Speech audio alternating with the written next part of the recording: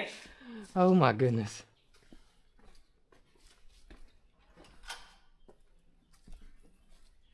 So I was trying to give her some mealworms. Yeah. And I was out here with her and I Yeah. came back through here and I looked over.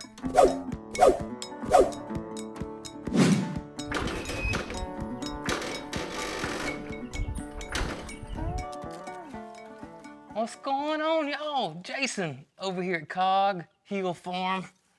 Hope you guys are having a beautiful day today.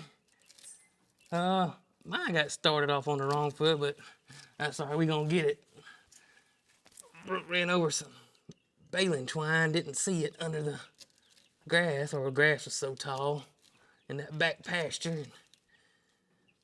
Baling twine does what baling twine does. If you've ever ran over it before with a lawnmower, or anything for that matter, it will definitely stop things. I tell you, it will put things to a halt. But y'all, I got to tell y'all something.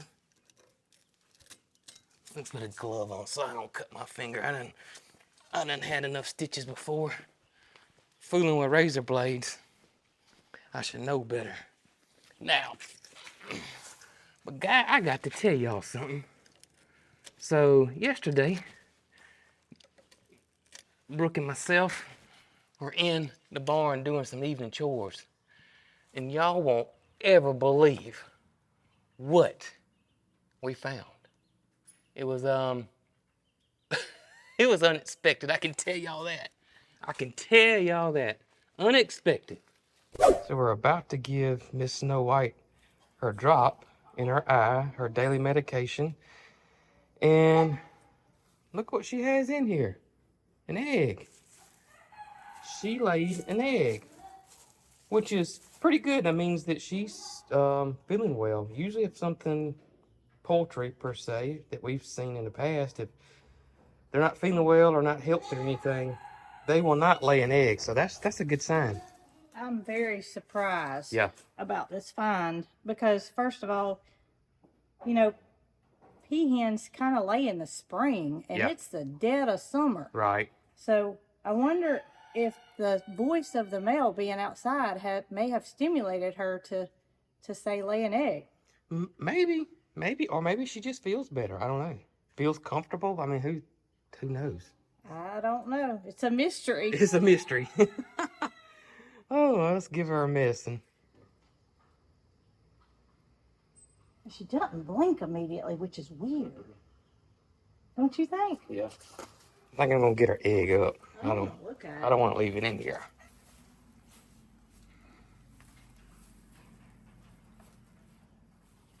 You know, it's sticky. Yeah. That tells me it's really fresh. Fresh. Huh.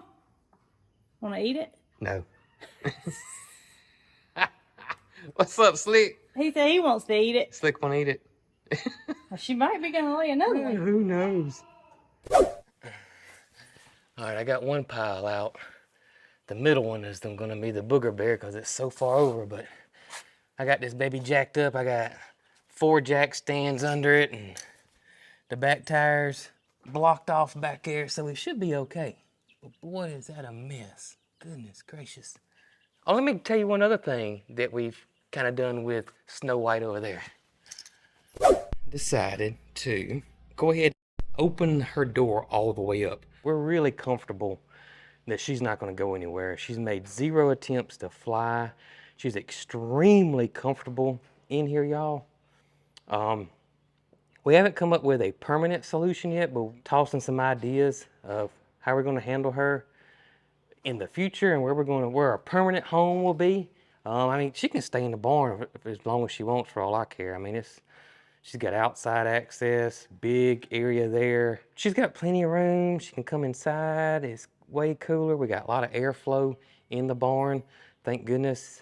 We try to set it up like that. And she's just real comfortable. She just went outside just then. And she loves hanging out in the sun. She'll go out there and hang out in the sun. And we'll just continue to monitor and watch her. If for whatever reason we think that she's uncomfortable now and doesn't like this spot or whatever, we'll do something else. But I mean, for right now, y'all, She is just as calm and as comfortable as she can be, as y'all can see right there. I mean, she is just chill. Chill, chill. All right, I finally got it all out. It's a little rough, but we got it. Now Brooke can go finish cutting grass. Jason, Yeah. guess what? What? She laid another egg. She laid another egg. She laid another egg. Come here. Oh my goodness.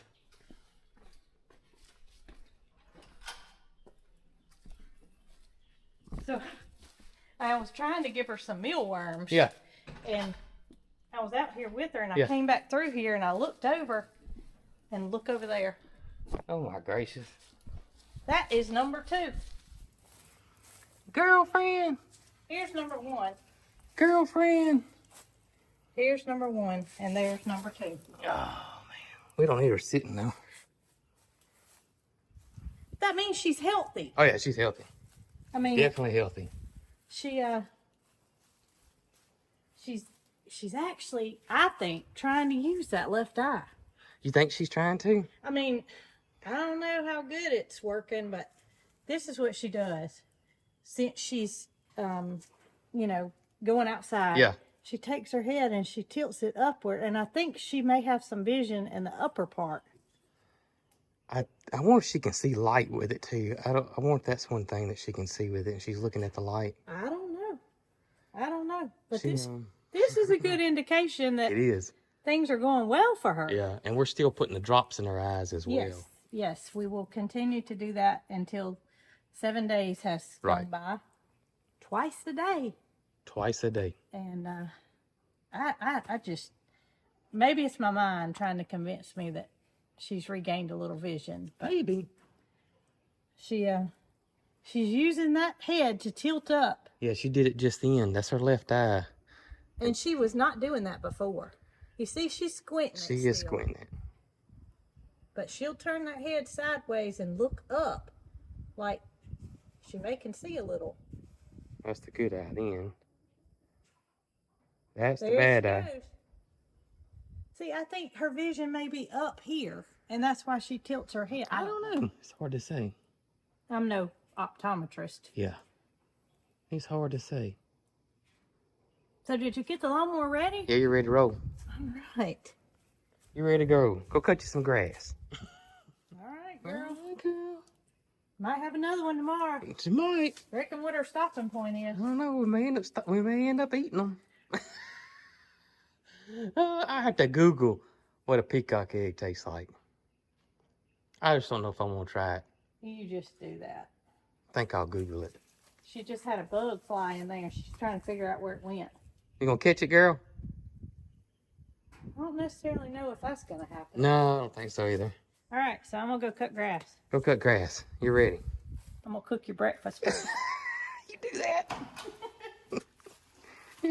Peacock egg omelet. That's right. Only for a prince. Oh, goodness. I had to shut the doors because the boys was trying to come in, and I was under that lawnmower, and the last thing I need them to do is knock the jack out or something. Even though I had jack stands in it, it still would scare the bejesus out of The you. last thing I need to happen. Y'all get back. Get back, boys. They're just so clumsy. They are. I mean, they're the perfect example of a bull in a china shop.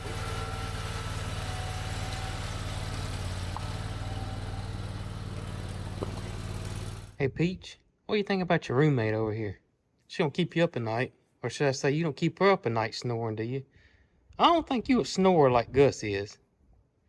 I'm fairly certain. I've never heard you snore. If I have, it's been... I take that back. I take that back, Peaches. I have heard you snore, but it's a sweet snore. You know what I mean? It's not a Gus snore. It's real sweet, petite snore. All right, you watch after your neighbor over here, okay? So over the past week or so, Moody and Mildred have been really exploring the pasture, and especially the wooded area over there where it's shade. Y'all can see Mildred's laying down, Moody's over there grazing. They're really not hanging out under the Moo Mansion like they previously were, and which is awesome. That's what we want them to do. The pasture is working out well. I'm gonna tell y'all, the pastures are working out so well that they're not even eating their hay. Really not. Moody Mildreds have eaten some, but the goats almost zero. The donkeys almost zero. As a matter of fact, we're probably gonna be getting the hay out of here soon. Amazing, and also makes me happy that we got such great pastures here, and we're now able to utilize them all. So much so that they really can't keep up, which I also love. I mean, we love the fact that we got overabundance pasture for them. As long as the weather's cooperating, we have, you know, sufficient amount of rain. This is awesome. You know, the only reason that we're really giving Moody and Mildred grain right now is basically just to keep them tame and keep them coming to us and keep them coming to this spot.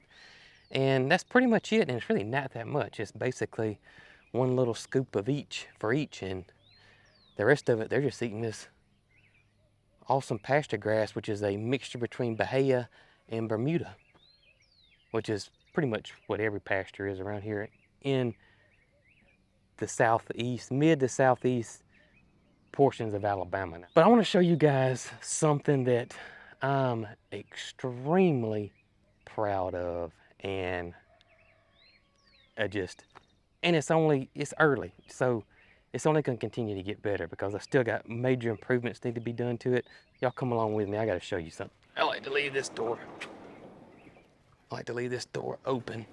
I would leave the other door open, but those darn big old boys come in here and they're still puppies, and they can get a little rough.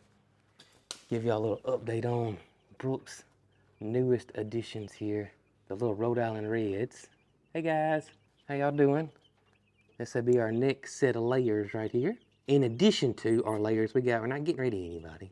Brooke has been wanting to add more chickens to the flock for a while now. Most of you guys already know that. She got 10, so that'd be plenty. That'd be plenty. Because I'm gonna tell y'all, the farm stand is constantly rocking. It really is. So adding more to the flock is actually a good thing, a real good thing. And another good thing that if you don't follow Brooke's channel, you don't know if you know it or not, but she is milking Capri every day, our milk goat, the black and white one. This is something that we both have wanted to do, especially her, but I like goat milk as well. But this is something that we have both been wanting to do on our farm for 12 years, 13 years. I really don't know. Maybe even before Mary Carl was born, probably before Mary Carl was born. I know before Mary Carl was born, we have always wanted to have milk goats and have the capability of milking them. Things never would line up just right for that to happen. And now it's happening. I know she's happy. I'm happy because we're loving the goat milk. I know she's happy. And I cannot tell you guys how proud of Brooke I am at this, because I'm telling y'all, this is something that's been a dream of hers for a really long time. And with the issues with her health that had just popped up over, you know, probably since October-ish of last year, I didn't think it was gonna happen, and she was getting oh so close for it happening. But now she's pushed through. She asks me for help when she needs it. I offer it to her, you know, every day. But she really enjoys it. She really does. And I think that's maybe her happy place. She gets to go in there. She's with the Capri, who's doing awesome. And I think she just gets to relax, and I'm pretty sure she's proud of herself, but she never would say that. Never in a million years. But I told her the other day that I was so proud of her and so glad that she didn't quit on this big dream of hers that she's always had and stuck with it. She's gonna start dabbling with cooking with it, cheeses. We won't ever do soaps. That's just something that neither me or her are interested in doing. But other things with it, absolutely, we're gonna start doing other things with it. especially her. Now, let me go show y'all a dream of mine that's coming true. Something that I've always wanted, and we have been working on it since we've been here pretty much. And let me show y'all how we're enjoying the fruits of our labor. The fruit orchard. Y'all, the fruit orchard, minus the weeds, other than the weeds, the fruit orchard is something that I am absolutely proud of. I got Asian pears. Look at the Asian pears, y'all. Look at them. Loaded down with Asian pears. If you've never had an Asian pear, it looks like an apple, but it has more of a pear flavor to it. So good, so fresh. What's awesome about Asian pears, if you like pears in salads or if you're doing like a party or something, when you cut them up, they don't oxidize and turn brown real fast. Look at the apples. I got so many apples, y'all. We're even eating a lot of apples. And y'all, apples are one of those things. And I didn't know this until I grew my own. The difference in flavor of your store-bought versus your homegrown ones. And those that have grown apples know exactly what I'm talking about. I know that a lot of y'all may ask, Jason, what apple varieties are you growing? And I don't know them in order, except I got Golden Delicious, I got Gala, I got Fuji, I got Arkansas Black, which I know which one the Arkansas Black is. I got Cumberland Spur, and I know which one that is. Pretty sure this is gonna be our Fuji right here. This is my red apple. Look at this. Look at that, y'all. Is that not gorgeous? And y'all, I've been eating these for several weeks now, and this little tree right here, put on the apples, y'all. Put them on. Y'all see right here, I got another Asian pear. I know this is Korean Giant because of its growth habit. Korean Giant wants to go straight up, and I can just see everything's trying to go straight up. And I gotta come in and clean all this out and do some pruning and maintenance. But y'all, I'm just beyond ecstatic about my fruit orchard and the trees. The Korean Giant's really gonna get big. I think these are a little bit later. We'll pull one and see. I got plenty to eat. Not quite ready yet. And that's why I planted the varieties I did, because I got Jason over there from Petals from the Past to help me with these selections. And that's what we kind of try to do with everything here with our apples. I got early season, mid-season, and late season. With the pears, the same way. This is my Arkansas Black, so I know it's not ready. These apples will turn a deep, deep, deep purple. Gorgeous apple. Great heirloom variety for the South, because we have to, we're very selective on what kind of apples we can grow here in the South because we don't get enough chill hours. But Arkansas Black is one of them. And really, really, really great with fire blight. One of our main diseases we get here. I've had it twice. It killed one of my Asian pear trees, and I caught it in the Asian pear and got it out in time. But y'all look at this tree. Got so many apples on it that my side branching that's coming out are falling over. Just unbelievable. Unbelievable. This is amazing. I know this one's not ready yet, but just look at that. And this gives me an idea of how I should prune a little bit differently for the next season. I may not allow this type of branching to happen and just cut that completely out and keep these side branches down here cut off. But I mean, this tree here is just amazing. And this one I'm really proud of. This is the Alabama apple. This is called Cumberland Spur. It is the only patented apple in the state of Alabama, from Alabama. Now, there is another variety I just recently learned about called a shell apple. So I gotta get my hands on that, and that's supposed to be an apple of Alabama as well. This one's not quite ready yet. I have eaten it though. It's still delicious. I love the coloring on it. Has a lot of red and green hues to it. Beautiful, beautiful apple. I'm in awe at how the apples and the Asian pears are doing. These next two trees right here, these are my persimmons. So this is really year 2.5 with these guys. They've exploded in growth. I had a lot of blooms this year, but it dropped blooms. So either one or two things happened on me there, and that is either the drought got them and the weekly watering I was doing wasn't enough, or I've also been told by several people, including my dear friend Chef Scott Peacock, who has this same one called Fuyu, and he said it was year 3 or 4 before his produced. It dropped, so it took a little bit for his to mature enough to produce fruit. So I'm thinking next year will be my year for persimmons, and this is a Asian persimmon, which is not stringent. It won't make your mouth turn inside and out. If you're ever eating a wild persimmon and it wasn't ripe yet, you know what I'm talking about. It is a strange how it happens to what it does to your mouth, but it feels like it goes completely dry instantly. It makes you want to do like this. But these won't do it no matter when you pick them. And they get huge and they're firm. So y'all can see the apples, y'all have seen the pears.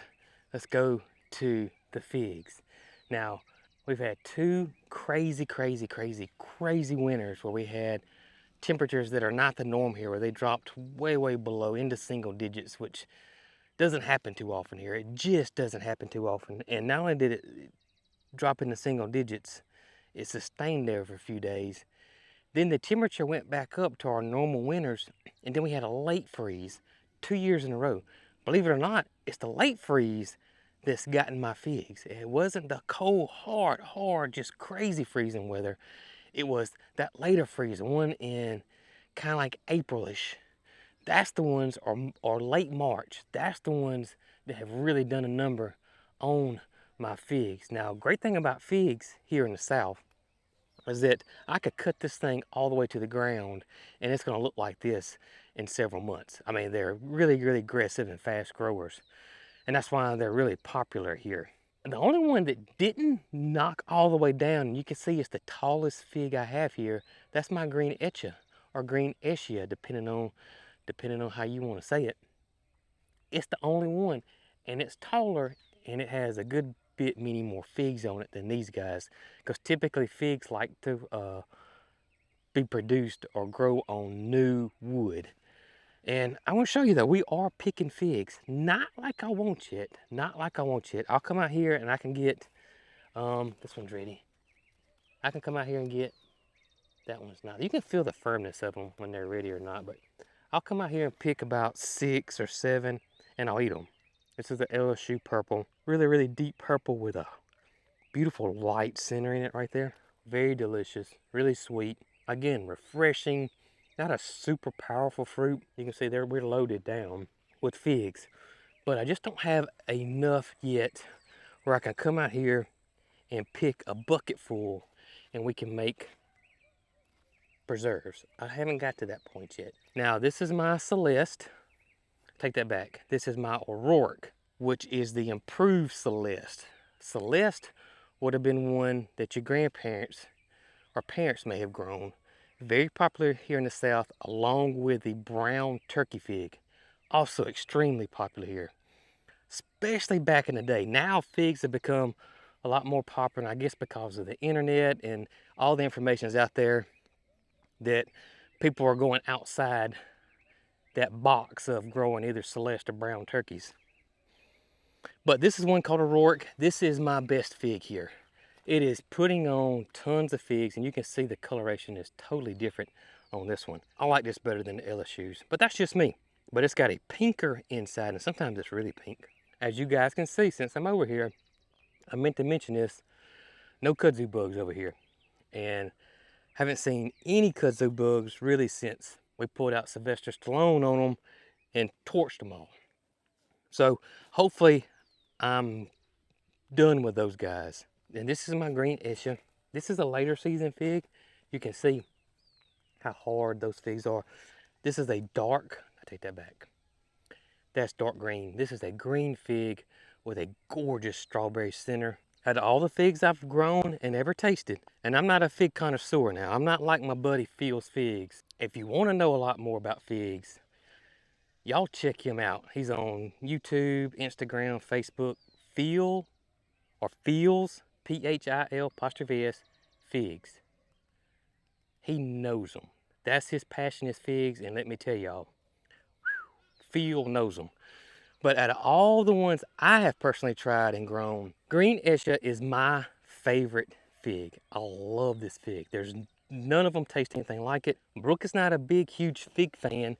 She does like them freeze-dried, and if we get too many, we will freeze-dry them.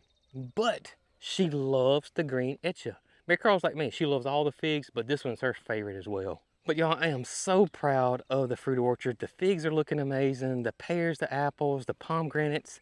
Our blueberries were prosperous this year, even though the weeds are starting to take them over.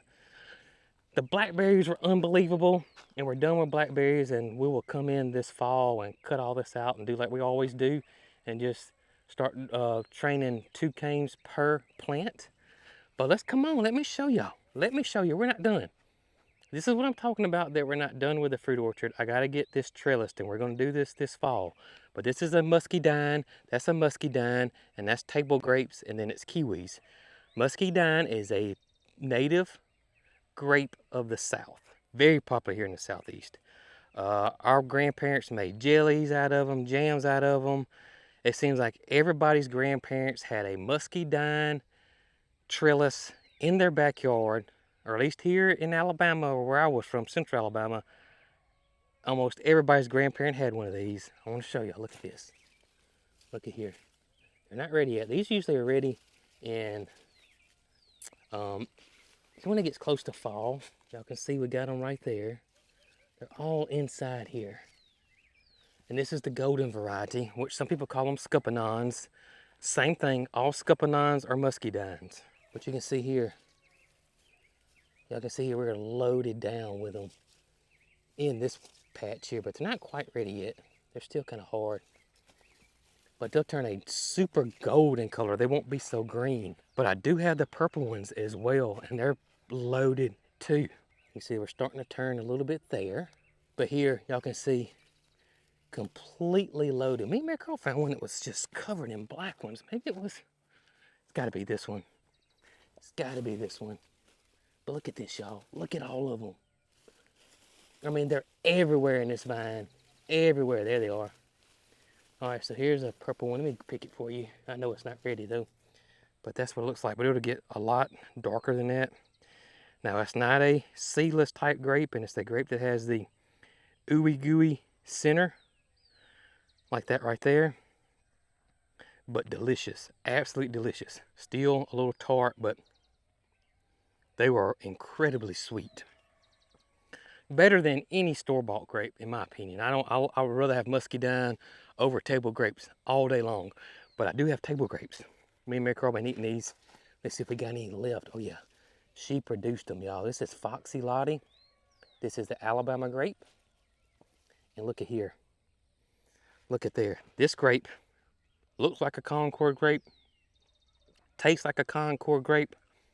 Grows similar to a Concord grape. But guess what? We struggle mightily growing Concord grapes here in Central Alabama and further south because we don't get enough chill hours.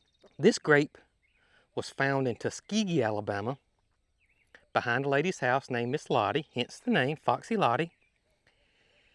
And the story goes, it was found there, and everybody thought it was a Concord grape, but genetically it's really not.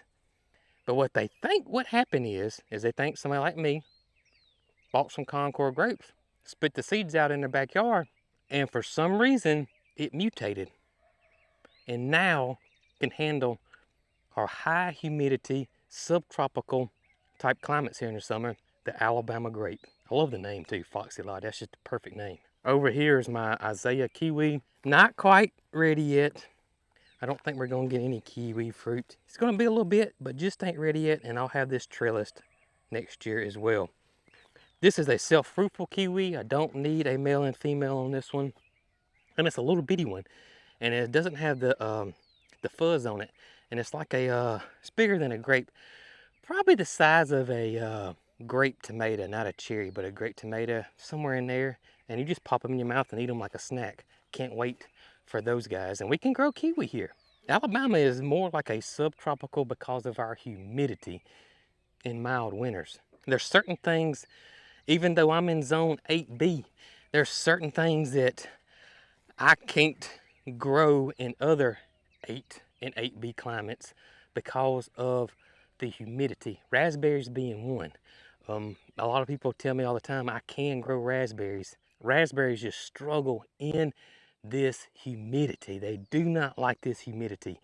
And if you don't live in Alabama or somewhere in the southeast like Louisiana or Mississippi or Florida, it's hard to explain to somebody what this humidity is like.